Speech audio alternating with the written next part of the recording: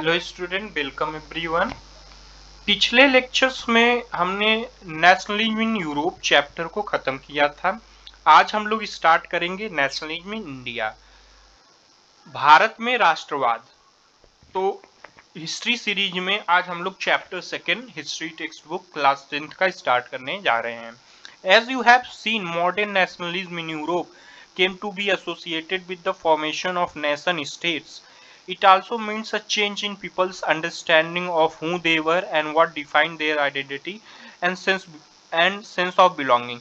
आपने पिछले चैप्टर में कैसे जो नेशनलिज्म की फीलिंग थी या होल प्रोसेस था नेशन स्टेट बनने का, यूरोप में वेरियस कंट्रीज कैसे नेशन स्टेट में उभरती हैं और वो कैसे अपना कलेक्टिव आइडेंटिटी को अपनाते हैं और सेंस ऑफ बिलोंगिंग ढूंढते हैं, इन सब चीज़ों को हमने पढ़ा था। कैसे उसमें सिंबल्स, आइकन्स, नए सॉन्ग्स बने। बहुत सी कंट्री में जो नई नेशनल आइडेंटिटी थी वो बहुत ही ज़्यादा लंबी समय ली, जैसे जर्मनी के केस में था, इटली के केस में था, तो लास्ट में जाके यूनिफाइड हुए। फिर उसके बाद in India as in many other colonies the growth of modern nationalism is intimately connected to the anti colonial movement. कह रहा है कि इंडिया में या और भी जो ब्रिटिश कॉलोनीज थी, आपको पता होगा कि हमारे देश पे ब्रिटिशर्स ने राज किया है, तो जो इंडिया की बात करें या तो और कॉलोनीज ले लें जहां पर ब्रिटिश या कोई अदर जो कंट्रीज थी वहां पर रूल करती थी, तो वहां पर जो ये एंटी कॉलोनियल मूवमेंट था वह कहीं ना कहीं नेशनलिज्म की जो फीलिंग थी वह लोगों में इसी के कारण जो है उभर रही थी। People began discovering their unity in the process of their struggle with colonialism and the single common binding factor among the people is only to struggle against the colonial force है। जो वो लोग कोलोनियल गवर्नमेंट के operation के खिलाफ, जो उनका they were suppressed by the colonial government, तो कॉलोनियल गवर्नमेंट के अगेंस्ट जो ये मूवमेंट था वही नेशनलिज्म की फीलिंग को इन लोगों में जो है उभार रहा था या धीरे धीरे डेवलप कर रहा था। The sense of being oppressed under colonialism, बोला ना कि ऑपरेस थे, but each class and group fail the effect of colonialism differently. लेकिन जैसा कि हमने नेशनल यूरोप में चैप्टर में पढ़ा था कि लिबर्टी क्या थी, सबके कॉन्टेक्स्ट में डिफरेंट डिफरेंट मीनिंग रखती थी, तो उसी तरीके से यहाँ पर भी है। जो नेशनलिज्म है वह सबके लिए, राष्ट्रवाद की जो फीलिंग थी या नोशंस था जो फ्रीडम का, वो सबके लिए अलग अलग महत्व रखता था। The Congress under Mahatma Gandhi tried to force these groups together within one movement, but the unity did not emerge without conflict. कह रहा है कि जो कांग्रेस थी, भारतीय राष्ट्रीय कांग्रेस थी, इंडियन नेशनल कांग्रेस थी, वो महात्मा गांधी के अंदर कोशिश की कि ये मूवमेंट को एक साथ लड़ा जाए, लेकिन यूनिटी कभी बिना कॉन्फ्लिक्ट के नहीं आई है। There must be a conflict when the people got united. In an earlier textbook, you have read about the growth of nationalism in India up to the first decade of the 20th century. और इससे पहले की किताबों में आपने जो भारत में राष्ट्रवाद था वो फर्स्ट डिकेड जो 20th सेंचुरी था वहां तक पढ़ा था। इस चैप्टर में बेसिकली हम लोग डील करेंगे क्या, जो फ्रीडम स्ट्रगल, जो हमारी कंट्रीज के लोगों ने फ्रीडम के लिए स्ट्रगल किया था या फ्रीडम स्ट्रगल मूवमेंट्स थे, वो सब डिस्कस करेंगे, जिसमें नॉन कोऑपरेशन मूवमेंट्स है, सिविल डिसोबीडियंस मूवमेंट है। We will explore all these topics, the what was the role of the Indian National Congress. तो ये सब टॉपिक जो है हम इस चैप्टर में बेसिकली डील करेंगे, जो कि है नेशनलिज्म इंडिया। आइए देखते हैं अगला टॉपिक क्या है। ये देखिए 6 अप्रैल 1919 का एक मास पोजीशन था जो गांधी जी द्वारा लीड किया गया था। अब देखिए चैप्टर की असली जो शुरुआत है वह यहीं से होती है। पहली वर्ल्ड वॉर, खिलाफत एंड नॉन कोऑपरेशन। तो चैप्टर का असली शुरुआत यहीं से होता है। आप लोग यदि इस लेक्चर को देख रहे हैं तो आप लोग अपने हिस्ट्री टेक्स्ट बुक को खोलिए एनसीईआरटी के और साथ में रख लीजिए, और जितना मैं लाइन वाइज पढ़ा रहा हूँ, जितना हाईलाइट कर रहा हूँ, मैं बता दे रहा हूँ कि इस टॉपिक से किस प्रकार के क्वेश्चन फ्रेम हो सकते हैं बोर्ड एग्जामिनेशन में या आपके एग्जामिनेशन में। आप बस अंडरलाइन करते चलिए। In the years after 19, we see the national movement is spreading to the new areas, incorporating new social groups and developing new modes of struggle. How do we understand the development? This development, what implication did they have? तो यहाँ तक तो ये बात है। अब जो topic है यहाँ से वह स्टार्ट होता है कि आपको पता है कि जो फर्स्ट वर्ल्ड वॉर थी वो 1914 टू 1918 से चली थी। तो वर्ल्ड वॉर का क्या इम्पैक्ट रहता है इंडियन फ्रीडम स्ट्रगल पे, या पोस्ट वॉर इफेक्ट क्या रहते हैं इंडिया पे, या इसमें हमको देखना है। तो क्वेश्चन में पूछ सकता है कि what were the what was the impact of the first world war on Indian national struggle या इंडियन फ्रीडम स्ट्रगल। तो आप कहेंगे कि स्टार्ट करेंगे अपने पॉइंट से कि पहला था क्या कि the war had created a new economic and political situation। वार ने क्या पैदा कर दी थी? नई इकोनॉमिक एंड पॉलिटिकल सिचुएशन, नई आर्थिक और राजनीतिक जो है इश्यूज जो थे वो डेवलप कर गए थे। It led to huge increase in defence expenditure. और सेकेंड पॉइंट में आप क्या लिखेंगे? वार के कारण क्या होता है कि ह्यूज इंक्रीज देखने को मिलता है कि इसमें डिफेंस एक्सपेंडिचर पे, जो हम लोग रक्षा के लिए खर्चा करते थे डिफेंस एक्सपेंडिचर पे, वो बढ़ जाता है। Which was financed by war loans and increasing taxes. Third point में क्या लिखेंगे हम लोग? Which was financed by increasing, which was second point में हम लोग यहाँ तक लिखेंगे which was financed by war loans and increasing taxes. तीसरा पॉइंट हम लोग क्या डालेंगे? Custom duties were raised and income tax introduce. कह रहा है कि जो कस्टम ड्यूटी है उनको बढ़ा दिया गया और इनकम टैक्स, आप देखेंगे कि यहीं से इनकम टैक्स की शुरुआत होती है। तो होता क्या है कि जो वार है वह एक नई इकोनॉमिक और पॉलिटिकल सिचुएशन को डेवलप कर देती है, और जो डिफेंस एक्सपेंडिचर रहते हैं उसमें इंक्रीज देखने को मिलता है, ह्यूज इंक्रीज देखने को मिलता है, जिसको जो ब्रिटिश लोग रहते हैं, क्योंकि जो फर्स्ट वर्ल्ड वॉर हुई थी वो एलाइड और एक्सिस पावर में हुई थी। तो जो यूके थी वह एक अलाइड पावर का हिस्सा थी, तो वो भी लोग वार में पार्ट ले रहे थे। तो उनके जो डिफेंस एक्सपेंडिचर बढ़े थे तो वह वार लोन्स द्वारा जो है फाइनेंस किए गए, और वो उसको जो है कोप अप करने के लिए, डिफेंस एक्सपेंडिचर को कोप अप करने के लिए उन्होंने क्या किया कि कस्टम ड्यूटीज को बढ़ा दिया और एक नया प्रकार के टैक्स के साथ आए जिसको कहा गया इनकम टैक्स, कि मतलब आप जो कमा रहे हैं उस पे भी टैक्स देना पड़ेगा। तो आपसे पूछे अगर वन वर्ड में, when was income tax was introduced during the first world war in India. Through the war year increased, doubling the between 1930 and 1980, leading to extreme hardship।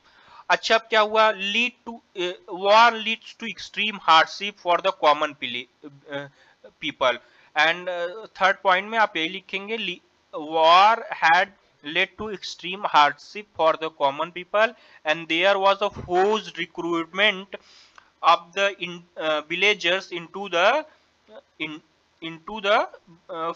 the forces or into the armies, and this caused the widespread anger among the people of India। तो तीसरे point में आप लिखेंगे। फिर उसके बाद क्या होता है कि जो क्रॉप्स रहती हैं, crops failed in many part of the India resulting in acute shortage of food. This was accompanied by an influenza epidemic according to the census 1921। 12 to 13 million people perished as a result of famines and epidemic। all these factor, अगर आप इन पांचों point को छह point को mention करके फिर नीचे लिखेंगे, all this factor put together are helping are responsible for instigating anti-British feelings among the Indians। अगर आपसे पूछे what were the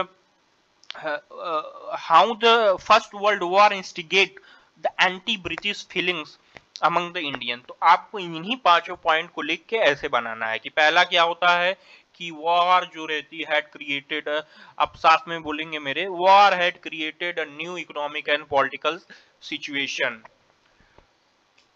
It led to a huge increase in defense expenditure which was financed by war loans and increasing taxes. ये second point था. Third point क्या था? Custom duties were raised and income tax introduced, leading to extreme hardship for common people. तीसरा point, forced recruitment of in rural areas caused widespread anger among the Indians. फिर चौथा point है, cross failed in many parts of India resulting in acute shortage of food. Fifth point, this was accompanied by an influenza epidemic. According to the census of 1921, 12 to 13 million people perished as a result of famine and the epidemic. And if we put all these factors together, are responsible for instigating the anti-British feelings among the Indians. अगर हम इन सभी तथ्यों को साथ में रख दें तो ये सब जो फैक्टर्स हैं वो रिस्पॉन्सिबल हैं एंटी ब्रिटिश सेंटिमेंट्स को डेवलप करने के लिए इंडियंस में. फोर्स रिक्रूटमेंट क्या होता है कि जबरन भर्ती आर्मी में की जाए किसी को, तो उसको कहेंगे फोर्स रिक्रूटमेंट है. फिर आगे है द आइडिया ऑफ सत्याग्रह. तो ये जो पहला क्वेश्चन था हमने डिस्कस किया कि वर्ल्ड वॉर का क्या इंपैक्ट रहा इंडिया में. अब अगला है कि आइडिया ऑफ सत्याग्रह क्या थी. Mahatma Gandhi return to India in January 1915. Mahatma Gandhi Bharat लौटे 1915 में. As you know, he had come from South Africa where he had successfully fought the racist regime with a novel method of mass agitation which he called सत्याग्रह. कह रहा है कि आपको जैसा पता होगा कि 1915 में गांधी जी भारत लौटे साउथ अफ्रीका से, जहां पर उन्होंने मास एजिटेशन किया था या प्रोटेस्ट किया था रेसिस्ट रिजिम की. मीन्स वो जो वहां पर भेदभाव था, नस्ली भेदभाव था, मतलब आपके कलर के हिसाब से जो भेदभाव होता था साउथ अफ्रीका में, उसके खिलाफ उन्होंने लड़ाई लड़ी थी. और वह जिस तरीके से, जिस मेथड से इन्होंने लड़ाई लड़ी थी, उसको उन्होंने क्या कहा था, द आइडिया सत्याग्रह. तो आपसे अगर पूछता है एग्जाम में what is the idea of satyagraha या डिफाइन सत्याग्रह, तो आप क्या लिखेंगे. लिखेंगे पहले पॉइंट में, the Gandhi ji came with a noble method of mass agitation which he called satyagraha. फिर सेकेंड पॉइंट आप क्या लिखेंगे, the idea of satyagraha emphasis the power of the truth and need to search for the truth. फिर third point पे क्या लिखेंगे,